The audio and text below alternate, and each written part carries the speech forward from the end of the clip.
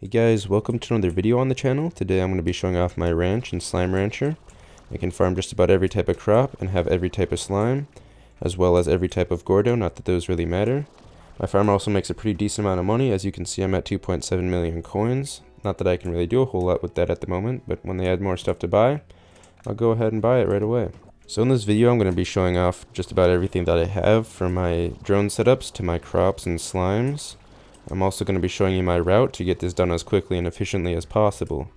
So to start off the day, I head into this teleporter over here, which will take me down to the docks.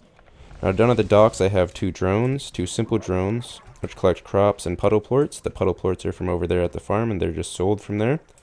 The drone that picks up the crops picks up the okas from over there and the odd onions and carrots and deposits them into the silo.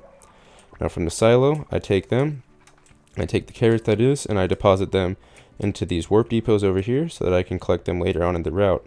And then when I want to, I can head into Victor's lab extension through that teleporter, water these drones, which will collect fire plorts from these incinerators, and take some of those carrots from over here.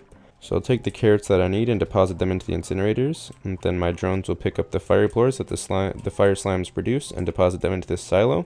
I'm not doing anything with them yet, but I have them just in case I need them. And I can come back out here and grab the crops that I need. So the crops that I need from down here are the oka and odd onions, and then I move on from the docks up to the overgrowth up here. Obviously I don't need that teleporter because that just teleports me out to the wild. But up here I have two more advanced drones, which just simply pick up the prickly pears, the heartbeats, and the silver parsnips from off the ground and deposit them into the silo. And then from there I put the prickly pears and silver parsnips into these warp depots, and I grab some heartbeats and head to the main ranch. So yeah, I'll deposit these prickly pears and silver parsnips into these warp depots, again to help me save some time so I'm not taking multiple trips, so that I can spend the rest of the day doing whatever I want, or in the case that I skip depositing the stuff and feeding my slimes, on those days I can catch up easier than I would be able to otherwise. So from the overgrowth here, when I'm done and I have the heartbeats and I've deposited everything, I head over here to Odgin's ranch extension, and I water up these drones, which simply just pick up the puddle plorts from here and deposit them into this silo, which also has every other type of plort in case I have some issue on my ranch where I need to remake my largos. But unfortunately all of these are full at the moment, so I'll probably sell all of these puddle plorts after I'm done with the video. It helps me to make a little bit more money, not that I really need it, but I also save up the puddle plorts for when I need them. So heading out of Odgin's retreat, I head back to the main ranch, and from here I feed up the slimes that need to be fed up. I have drones out here which collect the mint mangoes and cube berries that I have farmed on the main plot, and they're automatically given to the slimes that need them. So I have the cube berries being fed to these phosphor boom largos, which are set aside from the rest, one because there wasn't enough space down there, but two because the booms like to launch the plorts all throughout the ranch, so then I don't have to worry about them becoming tars. So I already fed these guys, but any extra food gets sent into here, but these guys are tabby and crystal largos, and the crystals favor the odd onions, so I feed them those. The rad and pink slimes like the okas, they're the favorites of the rad slimes in particular, so I feed them those. The heartbeats go to the crystal and rock largos. These are duplicates, at least in the crystals respect, but they're a food that I didn't have to worry about, and I also like the crystal slimes a lot. Finally here I have honey and hunter largos, which are fed the mint mangoes. All the plorts are picked up by my drones and then sold. And then from there I head up to the lab ranch extension. So up in the lab here I have an incinerator, which I don't really need, but I have because I can. I have a pond for the puddle plorts. I have some tangle mosaic slimes, two more advanced drones which aren't watered at the moment. 100 pink slimes sitting in here. I think some of them may have died out because they weren't fed, but whatever. And then over here I have a duplicate of the mosaics, but these are mosaic dervish. These guys are kept over here as well as the tangle, because the tangle like to grab food, but the mosaic have the explosions, and the dervish especially cause the tornadoes which launch stuff everywhere. So this is really where my warp depots start to come into play. I have the silver parsnip, the prickle pear, as well as the carrot warp depot set up over here, and I always grab a little bit more food than I need so I can throw some extra into the corral here. Obviously you saw the tangle plort going for that carrot there, the silver parsnip. I don't really have any control over it, but that's why I have them on the lab extension and not the normal lab. Obviously extras go to those pink slimes. Sometimes I feed them a butt ton, but I don't really care to normally because I don't really need the pink plorts, except for when I do a lot of crafting. And then these guys are the most dangerous ones, so sometimes I turn their feeder up to 3, but they're the only ones I ever turn it up to 3 for. Then from here, I head into the cave. Now the caves are probably the laggiest part of my whole ranch, as well as one of my most money-making parts. I have a few hundred of the saber and phase largos in here, as well as 5 phase lemon trees, and then 2 simple drones to collect their plorts.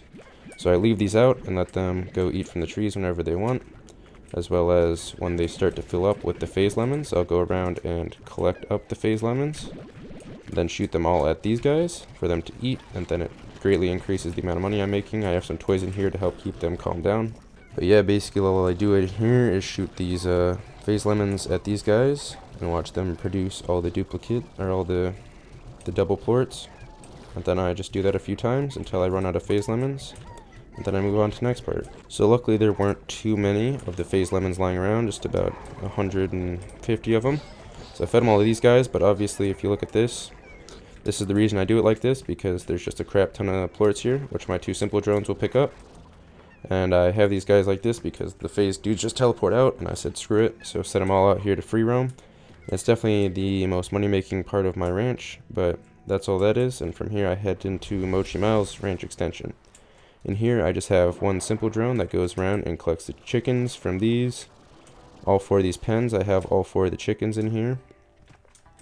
The briar, the normal, the stony, and the painted, and they're just collected up.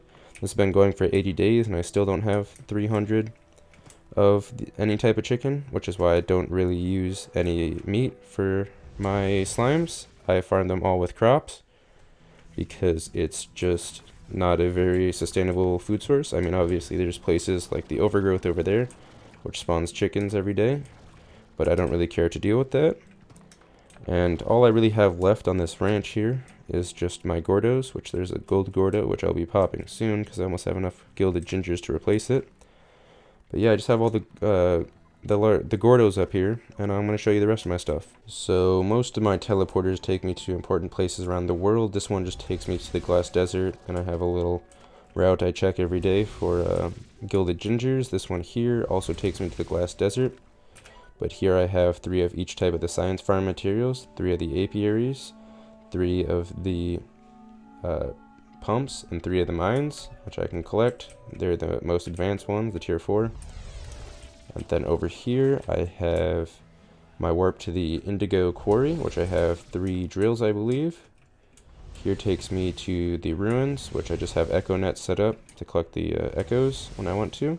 In the lab here, I just have a warp to the forest. I can't think of what it's called right now, but I just have 3 of the apiaries set up here because of the exclusive materials. Here's just a warp to the bottom of my ranch, and that is about it for all the teleporters. Then finally for the science stuff, drills, pumps, and apiaries, I have some pumps out here in the dry reef right outside the ranch, so I don't have to have a teleporter to them. I have the 3 drills in the indigo quarry, as well as the 3 apiaries in the forest, and then in the Glass Desert I have those. All of those collect their exclusive materials, and I have easy access to them, so I don't have to worry about it. Final note, I make about 50,000 plus a day from this plot, or from this ranch setup. I don't really try to make money, because I don't really need it, but I guess I have it. I have the money in case I need to buy anything. I don't really know how this guy spawned here. Also, if any of the slimes look different, that's because I have the Secret Styles DLC. I have some of them set up to their secret styles. Not all of them, because I don't really like all of them, but yeah, if you enjoyed, feel free to leave a like, subscribe if you want, and if you have any questions, feel free to leave them in the comments, and I will try my best to answer them to the best of my ability. If you have any video ideas, please go ahead and leave them down there, and I'll see what I can do about them. Thanks so much for watching, and I'll see you next time.